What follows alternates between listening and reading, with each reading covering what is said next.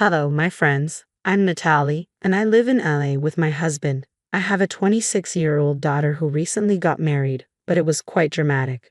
I'm just happy she's finally settled. Her husband, Victor, is a nice guy, and I'm sure he'll take good care of her. I had an ex-husband who works in a corporate office. I was already working at a local pharmacy when he got that job. He was always very relaxed and indifferent, like the typical man, while I was the typical woman. We fell in love quickly and got married. But our marriage became boring over time. He'd leave for work early, come back, talk a little, and then go to sleep. I don't understand why people like this want to get married. Our relationship had no middle ground. It was either extreme love with parties and gifts or cold silence. I expected a typical love marriage that would start fresh and fade as we got used to it, but I didn't expect such extremes. When Robert and I tried to have a baby, I had many complications and miscarriages. The doctor told us that Robert had an untreated condition his parents had ignored, making him sterile. I wasn't hurt, but Robert couldn't handle it. He felt humiliated and stormed out of the clinic. When I got home, he wasn't there. He came back late at night. "Where were you?" I asked. "With James and Colby." "Why?" "Because you were mad at what the doctor said." "Are you a child, Robert?" "Don't bring that up. I don't care what he says. We will keep trying, okay?" "Are you insane? I've gone through enough pain. I can't do this again, please." "Then what do you want from me, woman?" "I'm asking you to consider other possibilities. We can try IVF or adopt. There's a beautiful orphanage nearby. We could visit together." "Do you hear yourself? You want someone else's sperm inside you? The baby might not look like me, and I don't want someone else's child. We don't know how they'll turn out. Let's take a break and try again." "How pathetic. You took a vow for me. You are hilarious. When you said you loved me, you probably lied to my face. You're sleeping on the couch tonight." I ended the conversation and went to our room, slamming the door. I couldn't believe Robert's poor thinking. He never showed this side of himself before. If he had, I would have thought differently. I always believed marriage should bring happiness and fulfillment, but my experience with Robert shattered those expectations. We were married for 3 years, and despite everything, a dark cloud always hung over our relationship. The pain of infertility became an insurmountable barrier, shadowing our dreams of starting a family. Robert was against adopting or trying IVF, and this gradually destroyed my happiness. I yearned for the joy of motherhood, the sound of children's laughter in our home. "Are you going on another trip? Didn't you say the last one was it?"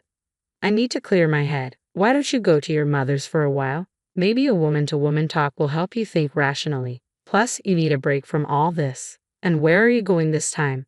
"The Maldives. A friend of a colleague has a nice hotel and invited him and his friends. So, I booked a ticket. I hit the jackpot. He said he'd pay for everything. I just need to cover the extras not included." "Did you ever consider that your wife might need a trip too?" Robert glanced at me slightly, his fork paused, his eyes sharply observing the table. "Where's the soap? And the pasta isn't salted. Can you give me some, Robert?" "I'll just shut up. The problem is with me, okay? I'm in more pain than you. Why do you keep whining in my ears like a spoiled 6-year-old? "Oh, how mature of you, Robert. Do you even see what I'm going through? I try to take care of your needs and everything else. I've given my all. What are you giving me?" Robert glared at me, then took his plate and went to the couch to watch TV. I sat there silently, contemplating my future with a man who doesn't care about my feelings. My friend Lola has always been a constant support. She came to visit me when Robert was at work. "I'm so happy you took a day off today. We needed this," she said. "Yeah, I guess. So, how's everything with Robert?" I sighed, feeling like I always dragged her into my mess. "Natalie, you've seemed distant lately. Is everything okay between you and Robert?" "It's been hard, Lola. Ever since Robert found out he's sterile, he's become emotionally distant. It's like he's lost his sense of self and shut me out." Lola placed a comforting hand on my shoulder. "I can only imagine how difficult this must be for both of you. Infertility can take a toll on even the strongest relationships. Have you talked to him about how you feel?" "I've tried, but he shuts down whenever I bring it up. He's built this wall around himself, and I don't know how to break through it." Lola's eyes were full of empathy. "Natalie, it's important to remember that Robert is dealing with his grief and feelings of inadequacy. He might need time to process his emotions, but that doesn't mean you have to face this alone. I miss the connection we used to have. We were always there for each other, and now it feels like he's slipping away." "You're right to feel that way, Natalie. Sometimes people need a reminder of the love and support they have. Have you considered couples therapy? It might help bridge the gap between you two. I never thought about that. Maybe therapy could provide the space we need to heal together. Thank you, Lola. I needed this perspective. When I talked to Robert about therapy, he got more agitated. So now, I'm one of your gossip topics, huh? You're getting me wrong. I just needed to vent, and Lola is a nice girl. She would never make a big deal about it. Talking about my vulnerabilities to other people is not funny, Natalie. You know how I feel about that, yet you still did it. I'm sorry, but can you please not yell at me? I was really worried about you and just wanted to help. I love you. If you did, you wouldn't have done this. He didn't have dinner that night and went straight to sleep. A few days later, as he was getting ready for his trip, he told me his mom was unwell and needed to stay with us. We have 2 bedrooms. She can stay in the guest room, he said. I'm not upset about it, but it'll be hard for me to manage everything since I have a job too. Well, hire a nanny then.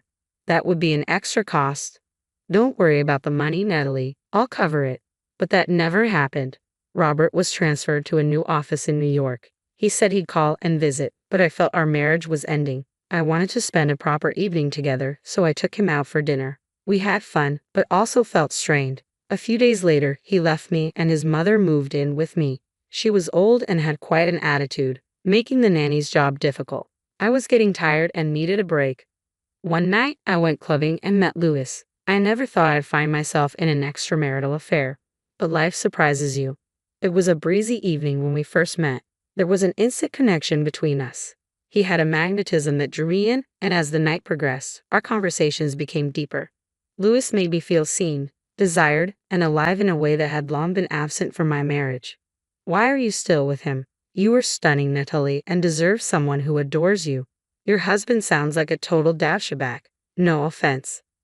I don't know. Maybe it's because I love him, or think I still love him. I understand he's going through a lot, but he should know he's not alone. I am here and have never forced him into anything.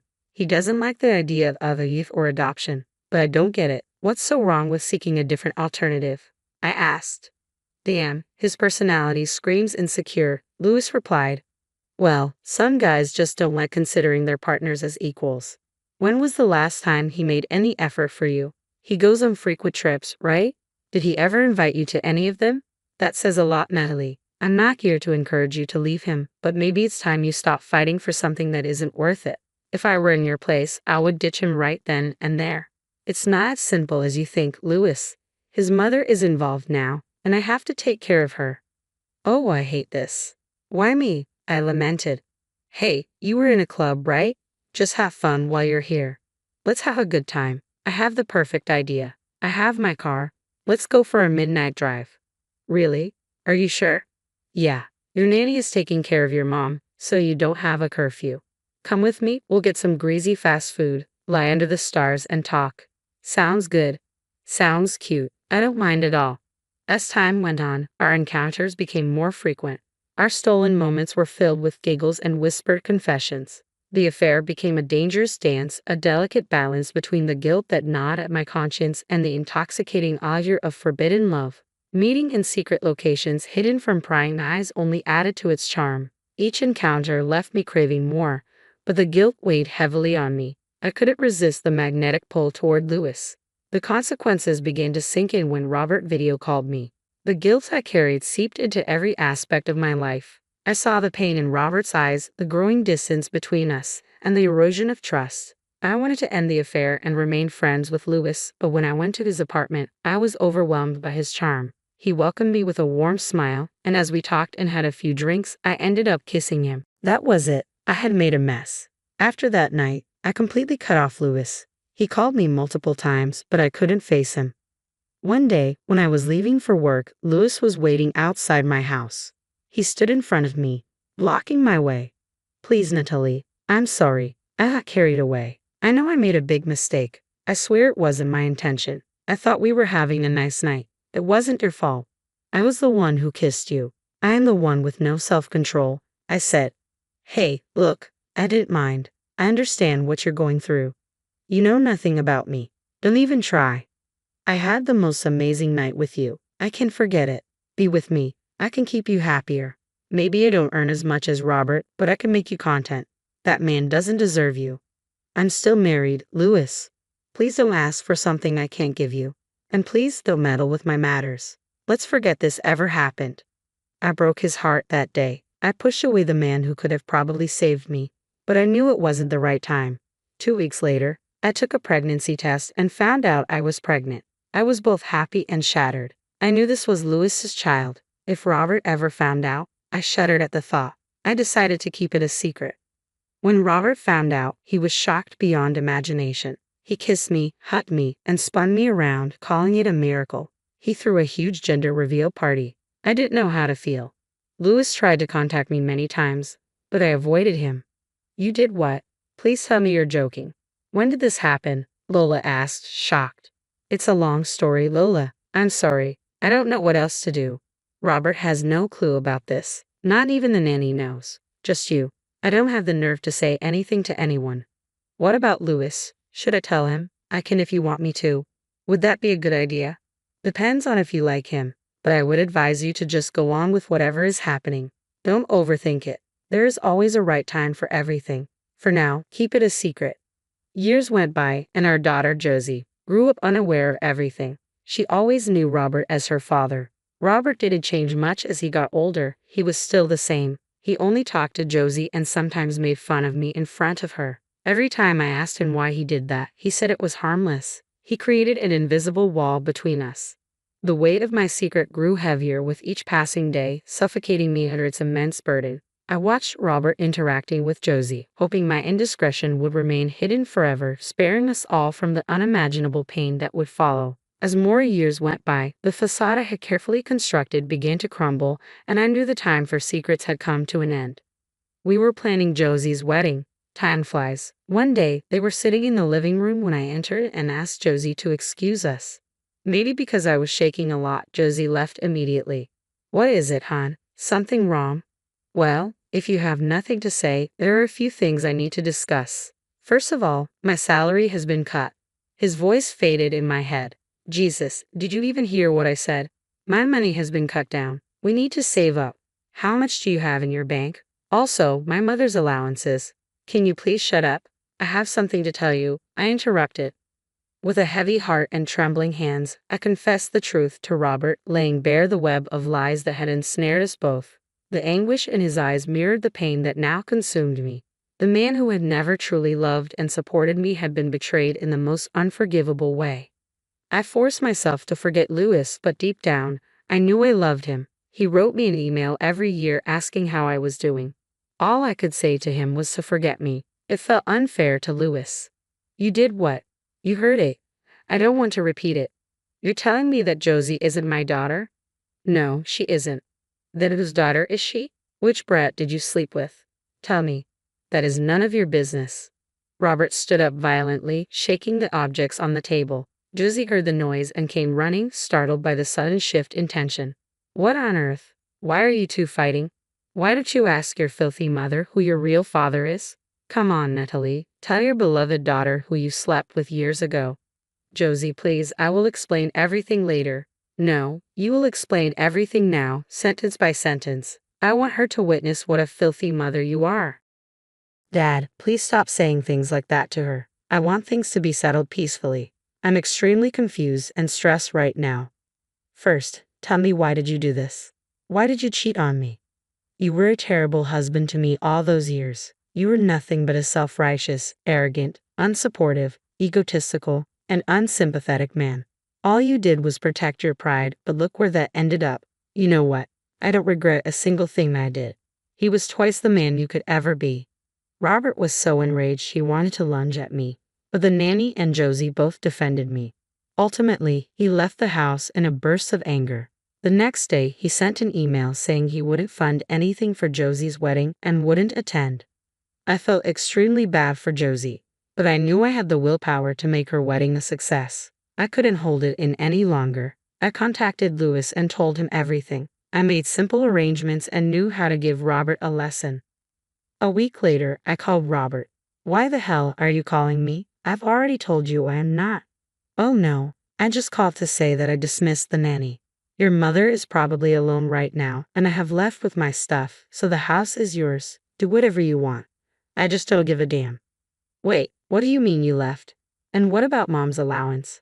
Not my headache anymore. She is a pathetic person anyway, gave the nanny an extremely hard time. Plus all the bills and stuff will be paid by you from now on. I am not doing it. You escaped your marriage and responsibilities all these years. Now, let it come and bite you back. Wait a second, Nathalie. Honey, please, you know my expenses have gone down. I know, just like I said, it is none of my business. Goodbye, Robert. I cut the call. The tragic tale ends here. Louis and I met at a pub again, and it was so happy to see him. He was still the same, bubbly, cheery, and romantic. We both planned Josie's wedding. It was done at a fantastic location. Though the venue was small and compact, it was warm and filled with people we genuinely loved. We had a joyous celebration with food, music, dance, and a lot of jumping around. Robert kept calling me, but this time when I ignored his calls, I felt no guilt whatsoever. I was with my daughter and the man I loved most. The most beautiful part was that I could reunite Josie with her true father, who walked her down the aisle. I know I have a lot of explaining to do, but all that can wait for another time.